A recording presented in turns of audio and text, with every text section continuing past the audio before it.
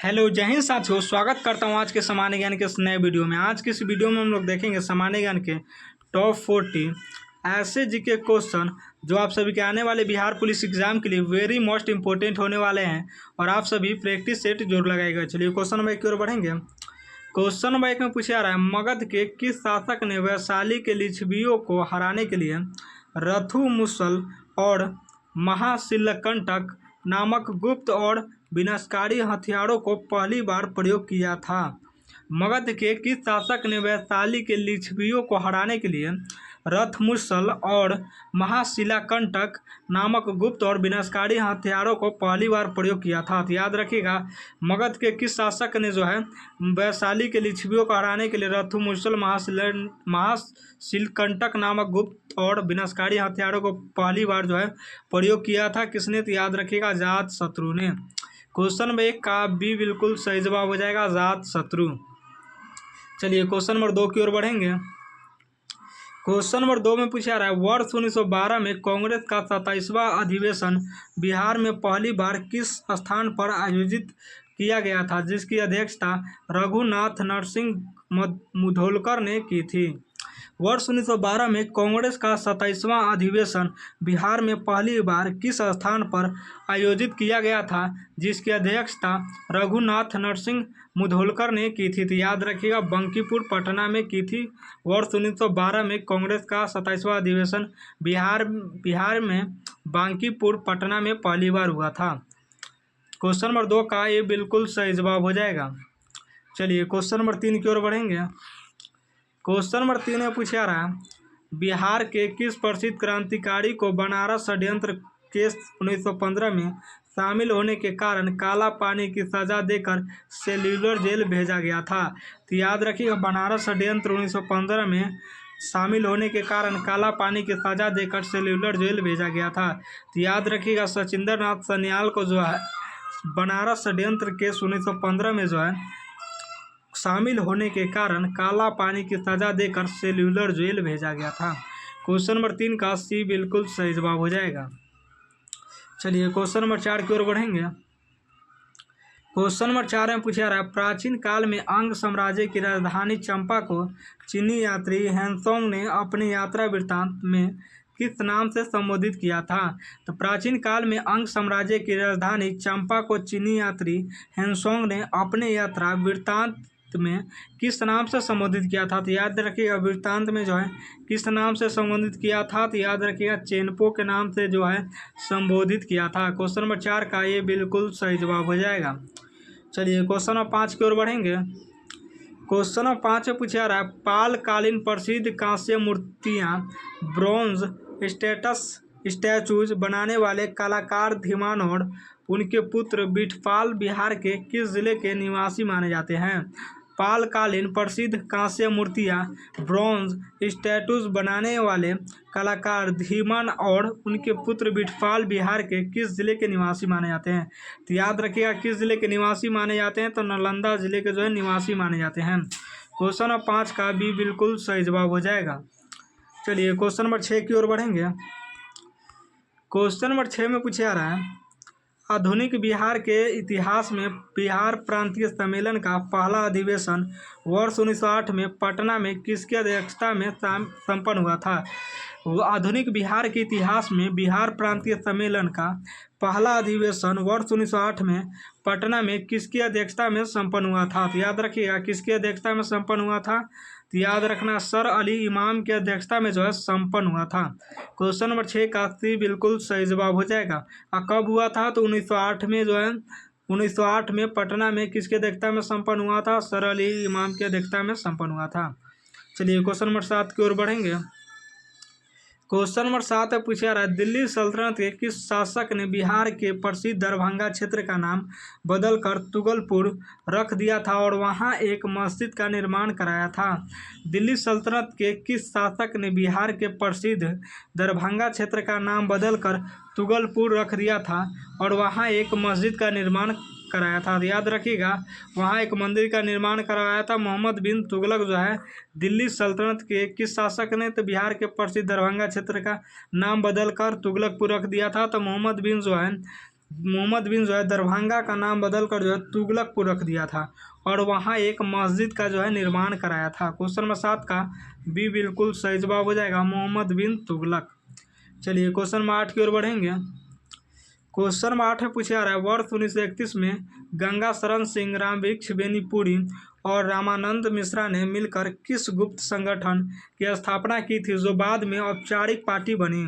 वर्ष 1931 में गंगा शरण सिंह, रामवृक्ष बेनीपुरी और रामानंद मिश्रा ने मिलकर किस गुप्त संगठन की स्थापना की थी जो बाद में औपचारिक पार्टी बनी थी? याद रखिएगा, किस गुप्त संगठन की स्थापना की थी? तो याद रखिएगा, बिहार सोशलिस्ट पार्टी की स्थापना की थी जो बाद में औपचारिक पार्टी बनी। क्वेश्चन नंबर 8 का भी बिल्कुल सही जवाब हो जाएगा। चलिए क्वेश्चन नंबर 9 की ओर बढ़ेंगे। क्वेश्चन नंबर 9 में पूछा रहा है, कौटिल्य के अर्थशास्त्र के अनुसार मौर्य प्रशासन में शीताध्यक्ष किस विभाग का मुख्य प्रभारी या अध्यक्ष होता था? कौटिल्य के अर्थशास्त्र के अनुसार मौर्य प्रशासन में शीताध्यक्ष किस विभाग का मुख्य प्रभारी या अध्यक्ष होता था? तो याद रखिएगा, किस विभाग का मुख्य प्रभारी या अध्यक्ष होता था? तो आपको याद रखना है, राजकीय कृषि भूमि विभाग का जो है प्रभारी या अध्यक्ष होता था। क्वेश्चन नंबर 9 का भी बिल्कुल सही जवाब हो जाएगा। चलिए क्वेश्चन नंबर 10 की ओर बढ़ेंगे।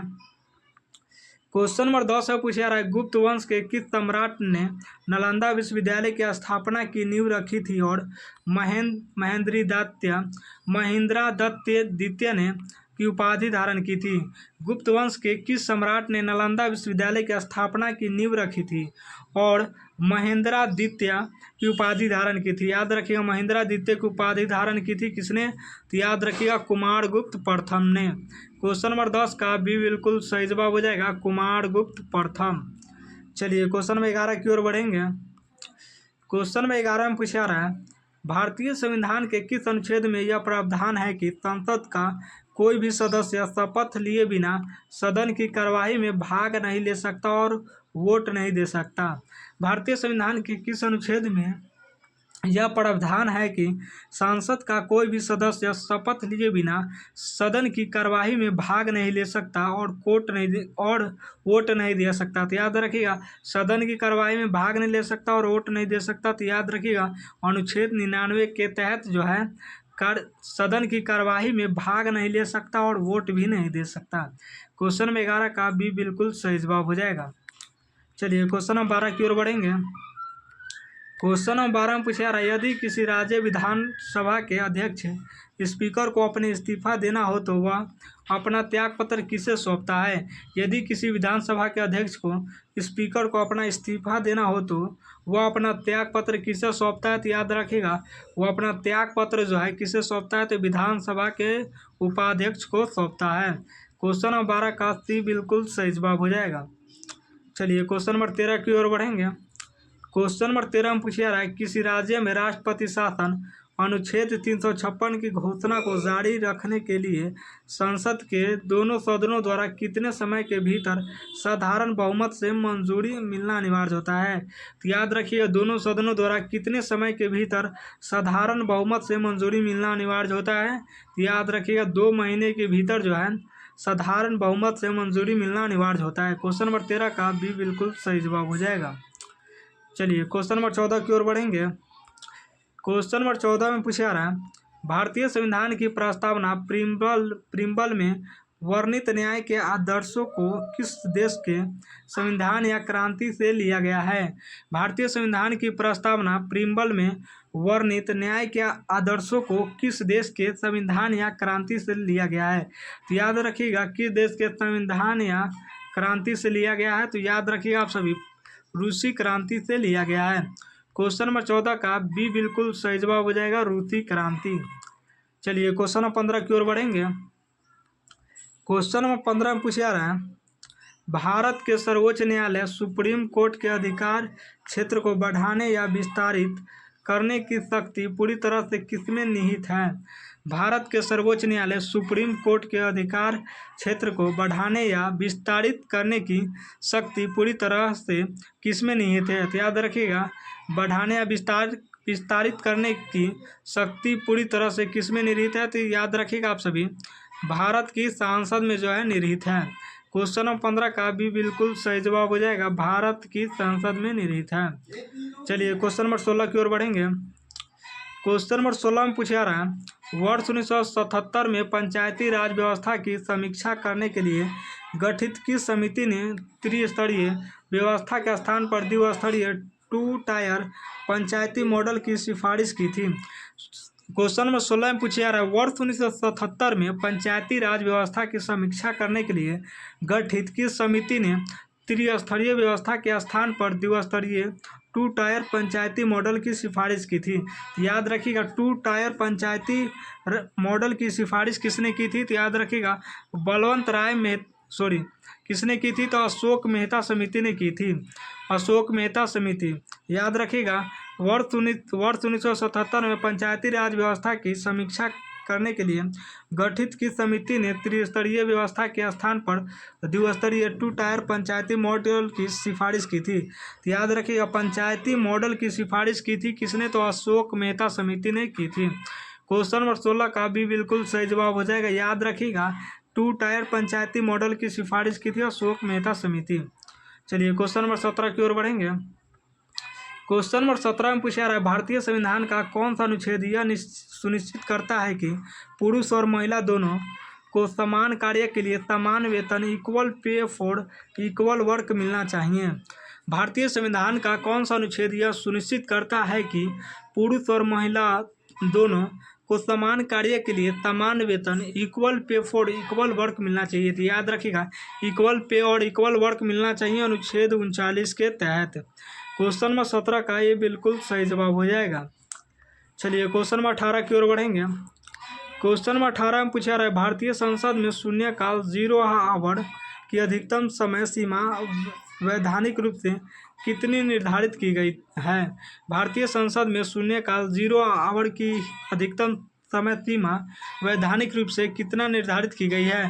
तो याद रखिएगा, वैधानिक रूप से कितना निर्धारित की गई है? तो याद रखिएगा, कोई निश्चित सीमा नहीं होती है, कोई निश्चित सीमा नहीं है। क्वेश्चन नंबर 18 का भी बिल्कुल सही जवाब हो जाएगा, कोई निश्चित सीमा नहीं है। चलिए क्वेश्चन नंबर 19 की ओर बढ़ेंगे। क्वेश्चन नंबर 19 से पूछा रहा है, राष्ट्रीय मानवाधिकार आयोग NHRC के अध्यक्ष और सदस्यों की नियुक्ति करने वाली समिति का नेतृत्व या अध्यक्षता कौन करता है? राष्ट्रीय मानवाधिकार आयोग NHRC के अध्यक्ष और सदस्यों की नियुक्ति करने वाली समिति का नेतृत्व या अध्यक्ष कौन करता है? तो याद रखिएगा, समिति का नेतृत्व या अध्यक्ष कौन करता है? तो आपको याद रखना है, भारत का प्रधानमंत्री करता है। क्वेश्चन नंबर 19 का डी बिल्कुल सही जवाब हो जाएगा, भारत का प्रधानमंत्री। चलिए क्वेश्चन नंबर 20 की ओर बढ़ेंगे। क्वेश्चन नंबर 20 से पूछा रहा है, भारत के संविधान के किस अनुच्छेद के तहत वित्तीय आपातकाल फाइनेंशियल इमरजेंसी लगाने का प्रावधान है, जो भारत में अब तक एक बार भी लागू नहीं हुआ है? भारत के संविधान के किस अनुच्छेद के तहत वित्तीय आपातकाल फाइनेंशियल इमरजेंसी लगाने का प्रावधान है, जो भारत में अब तक एक भी बार लागू नहीं हुआ है? तो याद रखिए, भारत में एक भी बार लागू नहीं हुआ है। अनुच्छेद 360 के तहत जो है वित्तीय आपातकाल फाइनेंशियल इमरजेंसी लगाने का प्रावधान जो है अनुच्छेद 360 के तहत जो भारत में अब तक एक भी बार लागू नहीं हुआ है। फाइनेंशियल इमरजेंसी 360 के तहत भारत में एक भी बार लागू नहीं हुआ है। क्वेश्चन 20 का बिल्कुल सही जवाब हो जाएगा। चलिए क्वेश्चन में 21 की ओर बढ़ेंगे। क्वेश्चन में 21 से पूछा रहा है, तिब्बत के पठार से निकलने वाली मेकांग नदी मेकोंग रिवर दक्षिण पूर्वी एशिया के कई देशों से बहती हुई निम्नलिखित में से किस सागर या खाड़ी में गिरती है? तिब्बत के पठार से निकलने वाली मेकांग नदी मेकोंग रिवर दक्षिण पूर्व एशिया के कई देशों से बहती हुई निम्नलिखित में किस सागर या खाड़ी में गिरती है? तो याद रखिएगा, किस सागर या खाड़ी में गिरती है? तो दक्षिण चीन सागर, साउथ चीन सागर में जो है सागर या खाड़ी में गिरती है। क्वेश्चन में 21 का भी बिल्कुल सही जवाब हो जाएगा, साउथ चाइना सी, दक्षिण चीन सागर। चलिए क्वेश्चन नंबर 22 की ओर बढ़ेंगे। क्वेश्चन नंबर 22 से पूछा रहा है, बिहार का एकमात्र राष्ट्रीय उद्यान वाल्मीकि राष्ट्रीय उद्यान वाल्मीकि नेशनल पार्क राज्य के किस जिले के उत्तरी हिस्से में नेपाल की सीमा पर स्थित है?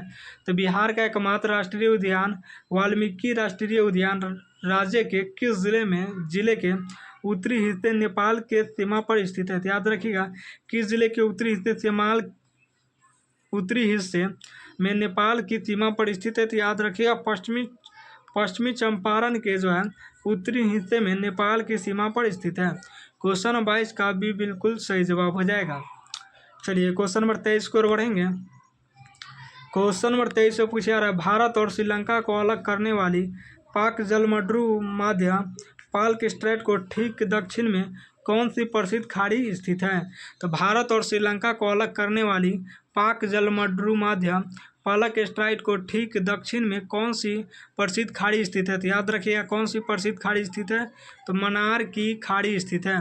क्वेश्चन नंबर 23 का भी बिल्कुल सही जवाब हो जाएगा, मन्नार की खाड़ी। चलिए क्वेश्चन नंबर 24 की ओर बढ़ेंगे। क्वेश्चन नंबर 24 से पूछा रहा है, बिहार की सबसे बड़ी और बहुउद्देशीय कोसी नदी घाटी परियोजना कोसी प्रोजेक्ट के निर्माण के लिए भारत और नेपाल सरकार के बीच पहला औपचारिक समझौता किस वर्ष हुआ था। बिहार के सबसे बड़ी और बहुउद्देशीय कोसी नदी घाटी परियोजना के निर्माण के लिए भारत और नेपाल सरकार के बीच पहला औपचारिक समझौता किस वर्ष हुआ था। तो याद रखिएगा पहला औपचारिक समझौता जो है 1954 में हुआ था। क्वेश्चन नंबर 24 का ये बिल्कुल सही जवाब हो जाएगा। चलिए क्वेश्चन नंबर 25 की ओर बढ़ेंगे। क्वेश्चन नंबर 25 से पूछा रहा है, मरियाना गर्त मरियाना ट्रेंच जो पृथ्वी का सबसे गहरा महासागरीय स्थान है वह किस महासागर में और किसके नज़दीक स्थित है।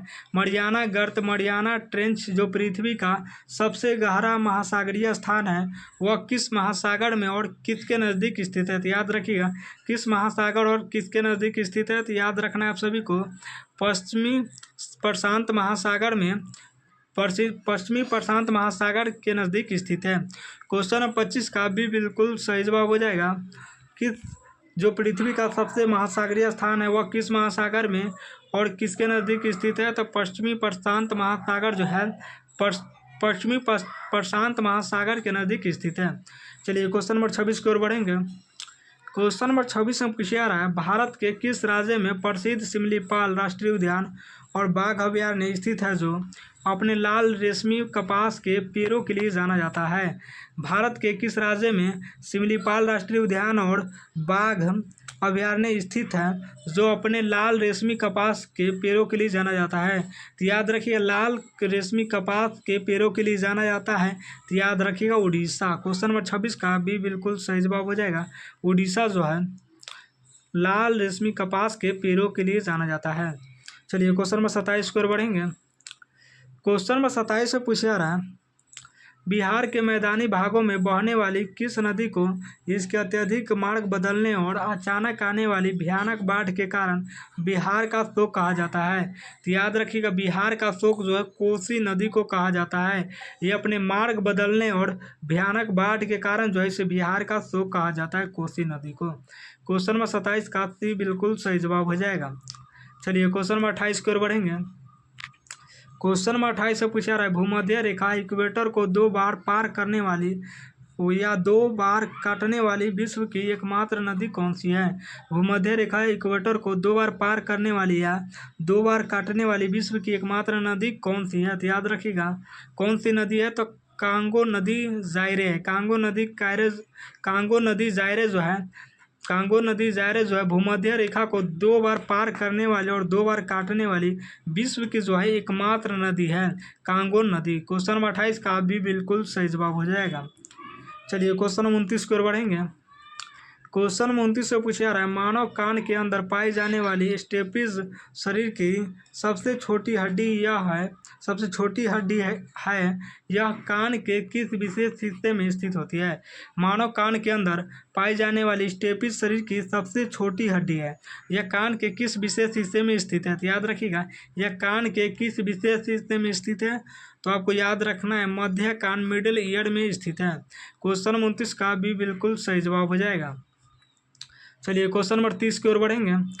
क्वेश्चन नंबर 30 से पूछा रहा है, परमाणु बम एटॉमिक बम के निर्माण में अनियंत्रित श्रृंखला विक्रिया होती है, यह किस भौतिक सिद्धांत पर प्रक्रिया पर पूरी तरह आधारित है।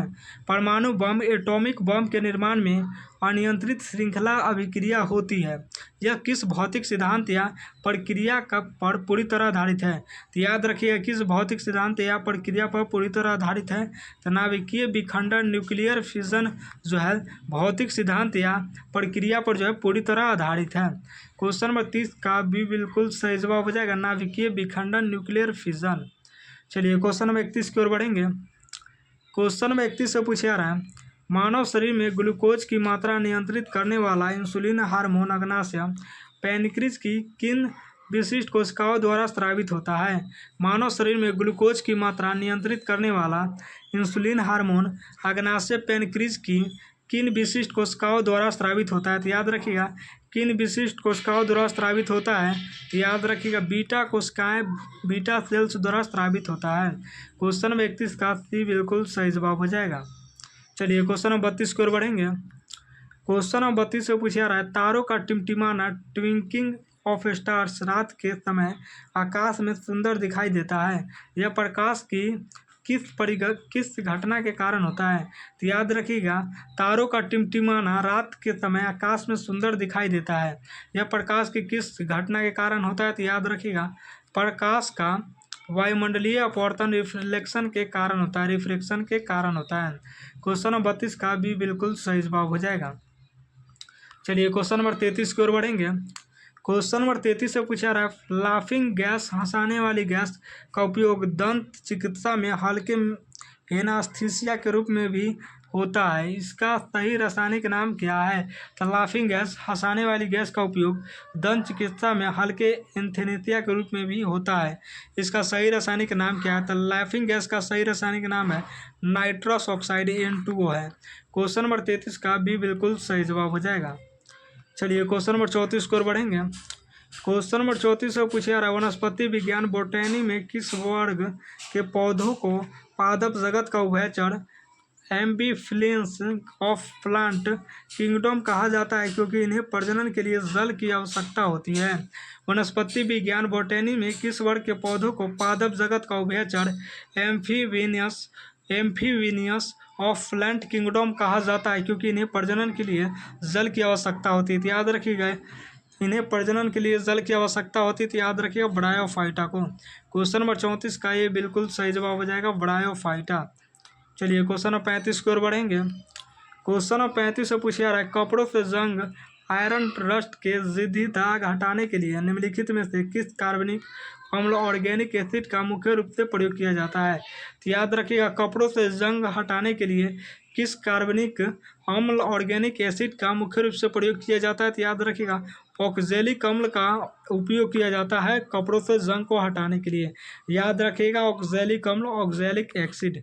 क्वेश्चन नंबर 35 का भी बिल्कुल सही जवाब हो जाएगा। चलिए क्वेश्चन नंबर 36 की ओर बढ़ेंगे। क्वेश्चन नंबर 36 से पूछा रहा है भारतीय रिजर्व बैंक RBI द्वारा बैंकों को दिए जाने वाले दीर्घकालिक ऋण पर वसूली जाने वाली आधिकारिक ब्याज दर को क्या कहा जाता है? भारतीय रिजर्व बैंक RBI द्वारा बैंकों को दिए जाने वाले दीर्घकालिक ऋण पर वसूली जाने वाली आधिकारिक ब्याज दर को क्या कहा जाता है? तो आधिकारिक ब्याज दर को जो है क्या कहा जाता है? तो बैंक रेट कहा जाता है। क्वेश्चन नंबर 36 का भी बिल्कुल सही जवाब हो जाएगा बैंक रेट। चलिए क्वेश्चन नंबर 37 की ओर बढ़ेंगे। क्वेश्चन नंबर 37 से पूछा रहा है भारत की किस पंचवर्षीय योजना 5 ईयर्स प्लान का मुख्य उद्देश्य तीव्र अधिक समावेशी और सतत विकास सस्टेनेबल ग्रोथ निर्धारित किया गया है? तो याद रखिएगा सस्टेनेबल ग्रोथ निर्धारित किया गया है। तो याद रखिएगा सस्टेनेबल ग्रोथ निर्धारित किया गया है 12वीं पंचवर्षीय योजना के तहत। क्वेश्चन नंबर 37 का डी बिल्कुल सही जवाब हो जाएगा। चलिए क्वेश्चन नंबर 38 की ओर बढ़ेंगे। क्वेश्चन नंबर 38 से पूछा रहा है अंतर्राष्ट्रीय मुद्रा कोष IMF द्वारा जारी की जाने वाली विशेष आहरण अधिकार SDR या पेपर गोल्ड में कुल कितनी मुद्राओं को बास्केट शामिल होती है? अंतर्राष्ट्रीय मुद्रा कोष IMF द्वारा जारी की जाने वाली विशेष आहरण अधिकार SDR या पेपर गोल्ड में कुल कितनी मुद्राओं की बास्केट शामिल होती है? याद रखिएगा कुल कितनी मुद्राओं को बास्केट शामिल होती है? याद रखिएगा 5 मुद्राएं को जो है बास्केट शामिल होती है। क्वेश्चन नंबर 38 का भी बिल्कुल सही जवाब हो जाएगा। चलिए क्वेश्चन नंबर 39 की ओर बढ़ेंगे।